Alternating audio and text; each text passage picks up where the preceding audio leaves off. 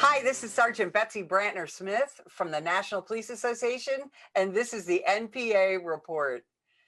I have a guest with me today that I have had some terrific conversations with, and he is like me. He's a retired police sergeant, and but he's involved with an organization that is truly near and dear to my heart and near and dear to my profession, and that's an organization called Safe Call Now. And John is a general partner in that organization, and we're going to talk today about what Safe Call Now does for law enforcement and first responder in general, wellness as far as education goes and assistance and prevention.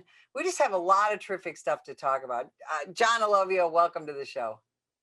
Thank you very much for having me, Betsy. It's great to be here. So let's talk about how you got involved in Safe Call Now. Well, I met the founder of Safe Call Now, Sean Riley, about 4 years ago. I went to a law enforcement symposium that Sean was making a presentation at for the Safe Call Now program. I sat through the program, very intrigued by what he had put out, and saw firsthand the need at my department for what he was discussing. So I invited him to dinner, and over dinner, we worked out some ideas to implement his program at my police department. At that time, I was a patrol sergeant at the Waco Police Department, and then Chief Ryan Holt had made mental health for officers and employees at the police department a high priority in his term. So based on my conversations with Sean, I returned to my department and spoke with Chief Holt. He was excited about that opportunity. And so with his assistance, Sean and I implemented the first prototype department-wide of what Sean had been presenting on, which is mental health assistance for first responders and their families, which is a key component. Now, John, I want to ask you, because I think people wonder, why all this talk about police officer mental health? Do we have a problem in this country with police officer wellness? Oh, definitely. People typically correspond post-traumatic stress disorder with those who have served in the military. And that is very true.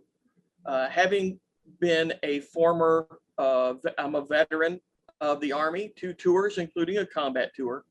I understand that stress. I understand how the public can understand that, but I think what the public may not fully understand is that officers in their own communities go through the same mental anguish and stress that any military veteran would have gone through.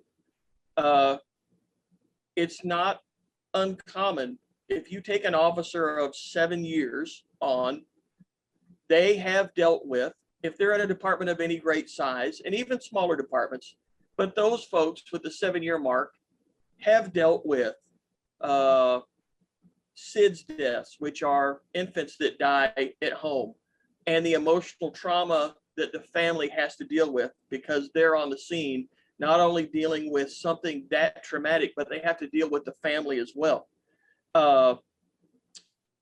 You have officer-involved shootings, which is a very traumatic situation. Most people don't think about the day-to-day things that an officer may encounter or will encounter. Fatality traffic accidents. At my department, as a supervisor, I not only would be the supervisor at a fatality accident scene, but then it would be my job to go notify the family at 2, 3 in the morning and give the death notification. Those are all very emotional things that officers are required to do. Uh, you work a homicide scene or a stabbing or anything that brings a lot of outside emotion to what an officer does creates mental wear and tear. And most PTSD is cumulative in nature. So as officers deal with these difficult emotional situations, that cumulative PTSD becomes a problem. That creates a problem in their personal lives. It creates a problem with extended family. So it's important that we give officers the tools to be able to cope with or recognize the signs that they are struggling with something they may have seen or done on duty. And I certainly don't want to take away from any military veterans. That is not what I mean by this comment. But most military veterans, they start their tours of duty, while maybe cumulative, are a year at a time. You're talking about officers that they don't get a tour of duty. Their tour of duty is a continuous 15 or 20 years. For my department, the retirement is 25 years. So you're dealing with someone who has built up years of things that have occurred, that they have witnessed, that they are going to need help for to be able to function in the public and with their family. Well, and you and I came up as rookies in a time where we were just told, don't take it home, don't talk about this stuff that you see, and suck it up. That you and I came up with it. You're expected to deal with this stuff. Now that's changing, right? But it changes generationally, doesn't it? Yes. You and I came up in the time of the choir practice. Yeah. For those listening, in police jargon, a choir practice is, I'll explain a choir practice. In those days, this is how mental health was handled by police officers. You didn't talk about it because cities only saw PTSD or emotional problems created by the law enforcement job as a liability issue, which meant if you discussed it with cities, there's a good possibility to lessen liability that they would terminate you. So officers, they internalized in the department.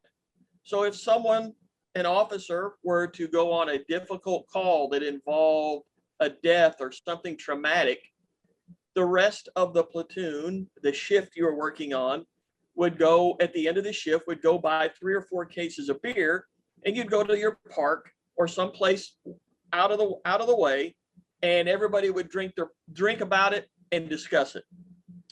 What that scenario created was some really great alcoholics.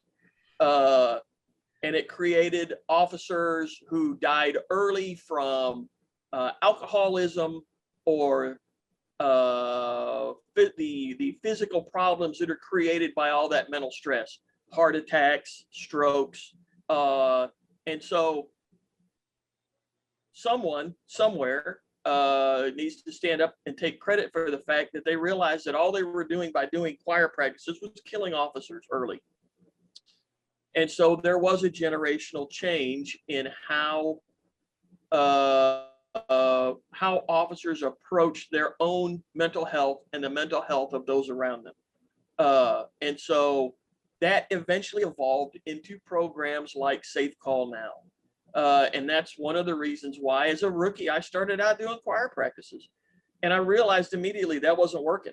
And so that is one of the reasons why I was always looking for a solution to that problem. And you can call it whatever you want to call it, fate, heavenly intervention. But I was able to show up at this symposium, and there were 4 or 5 classes going, and I just happened to pick Sean's, and it has revolutionized how I see mental health for first responders, as well as it's across the nation, it's nationwide. And so those that are looking for a solution to that problem have started looking to Safe Call Now. So what exactly, so the name of the organization is Safe Call Now. What exactly does that mean? So Safe Call Now is a national nonprofit, and what we offer to first responders is confidential, and that's a key part of this, a confidential opportunity for officers to seek mental health assistance as well as assistance for other problems that they may have. And what I mean by that is this: an old statistic that I am familiar with, and I'm sure it's been updated, but at one point, those first responders that were suffering from post-traumatic stress disorder had a comorbidity rate of somewhere around 80%, which means that 8 out of 10 first responders that were suffering from PTSD attempted to self-medicate either using alcohol or prescription medication. Well, you can imagine how that's going to turn out. And to be fair, that's not a complete explanation. I have to talk about workman's compensation. Officers, by the nature of their work, are frequently injured. And I have to say that workman's compensation is a necessary evil. Workman's compensation's goal is to get you healthy, but it's only to get you healthy enough to return to work. It's to facilitate your return to work. So a very easy way for workers' compensation to perform that task is to medicate you.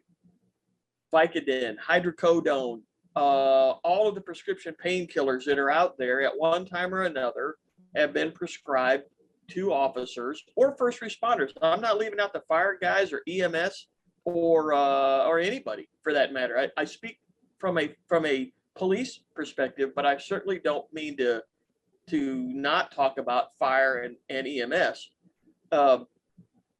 So as a group, that's how we are treated so that we can get back on the job and continue our function. So if it's a back injury or it's a shoulder injury or it's a wrist or arm injury, you're going to get treated with workman's comp. And 9 times out of 10, you're going to be given some type of prescription medication to speed you back to work. Well, in some cases, that creates an addiction problem. Hydrocodones, Vicodins, we all know from national media how addictive those substances are. And it does create addiction problems for first responders. You have to look at it in that context that workman's compensation is going to treat you for 90 days. They're going to give you prescription pain medications for 90 days. At the end of the 90 days or 120 days or whatever it may be, you're simply going to go back to your workman's compensation doctor. He's going to say, you're cleared to return to work and all your medications cease today. Well, if you've been taking that medication for 3 or 4 months, the outcome is that now you have an addiction problem, and there's not been a solution provided to you by medical staff. So it creates other problems. So back to your initial question, Betsy, is what does Safe Call Now do? Our objective is to stabilize and help first responders become better employees, better officers for the community, better husbands or wives for their families. And so that is our goal.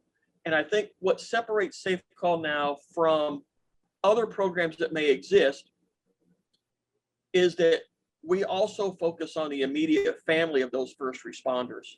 Well, yeah, when we talk about our families, we have to talk about vicarious traumatization. That Correct. someone who lives with or is married to a police officer or is parented by a police officer and is old enough to know what's happening.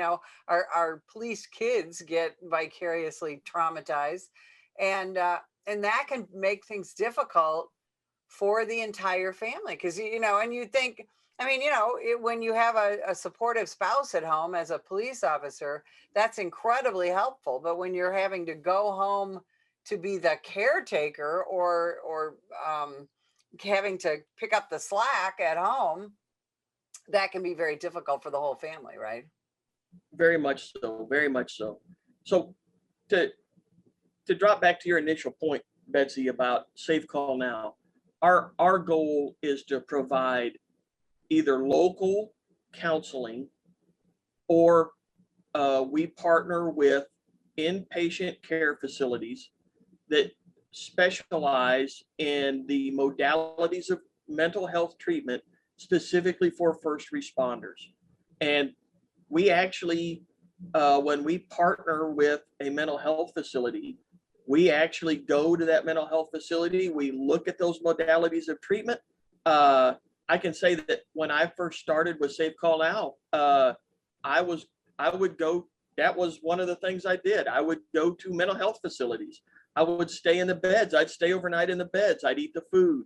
I'd sit in on the modalities of treatment so that we could ensure that a first responder sent to a facility that we vetted, verified, and were comfortable with sending them to fit the needs of the first responder specifically. And we have had a very good success rate. Let me ask you this, John. Why, tell people why first responders, especially cops, are, we have to kind of be dealt with differently when you're talking about an addiction facility, a mental health facility. Talk about why we can be difficult patients. Oh, we can be very difficult patients. We're A-type personality to begin with. By nature, we're all control freaks. Because if you think about the nature of police work, you always have to be on guard. You always have to pay attention to your surroundings. You are, as a first responder, I can say that we are probably some of the worst patients, especially when it comes to something as sensitive as mental health. And what compounds that is there are still some municipalities that see mental health issues with first responders strictly from a liability standpoint. And HR departments that operate in those cities, they're about terminating the liability. So that is why we stress confidentiality with Safe Call Now, so that those folks that we are dealing with, those folks that are in the worst need, don't have to worry about being terminated as a benefit of getting themselves well. And so we really focus on the city, the municipality, knowing the basics of whether or not he or she is well enough to return to work, and that they have met the requirements to return to work. And basically, that's how we present it to a city. A doctor reviews the charts, the progress of the first responder. And if that doctor decides this guy is in good enough shape emotionally, he is the right person to return to police their community, then they release him back to the police department or fire department or EMS service or dispatch center. A lot of times we forget about dispatchers. And in some ways, in some aspects, they have the worst part of this process. They talk to somebody anonymously who is in great emotional trauma, and they have no closure. They hand that call off to a first responder, and a lot of times the dispatchers that I've spoken with don't know the outcome of what happened. They absorbed all that emotional trauma, and there's absolutely no closure. Here in Waco, we had, just north of here, we have the city of West, and some may remember the West explosion, the fertilizer plant explosion in West. It was our dispatch center that handled that call because of how our county is set up. And there were numerous dispatchers that had problems with all the totality of that event, simply because you can't see it, you can't experience it, you can't process it, but only through a telephone line. So you can never forget the dispatchers, because I really think in some ways they have the worst end of their mental health situation. Yeah, dispatchers truly are what we call those forgotten first responders. Very true. Very true. And that's one of the things that I think is unique about Safe Call Now is dispatchers, police, fire, EMS dispatchers are also part of that circle of the people that Safe Call Now is trying to assist. And so dispatchers can absolutely reach out. Real quickly, where can people go to find out more about Safe Call Now? Safe Call Now has a website. It's safecallnowusa.org. I encourage everyone to go to that website. We also have a state of Washington phone number that any first responder or family member can call. It will be on that safecallusa.org website. It's a 24/7, 365. The state of Washington has a very strict first responder privacy policy. And so by operating out of the state of Washington, those privacy laws are immediately attached when somebody calls. That's fantastic. Sergeant John Allovio from Safe Call Now, we appreciate you spending time with us. And if you would like more information about the National Police Association, visit us at nationalpolice.org. This year, over 50,000 law enforcement officers have been assaulted while on duty. A vast number of these attacks were filmed and uploaded to social media in the pursuit of likes and attention. What they want to do is film you instead of like, what can I do to help this officer?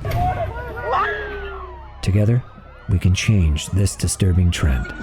If that individual would have hit the right spot, it could have been it for me. Last time I would have saw my wife, my kids. I'm Mike Solon. Law enforcement officers need your support. If you see an officer under attack, then follow these simple steps in order to help. 1. Call 911 and give the officer's exact location. 2. Ask the officer if you can assist. If the officer accepts, then do whatever you can do to safely help. 3. If the officer declines, then start filming and be a good witness. It's time to stop filming and start helping.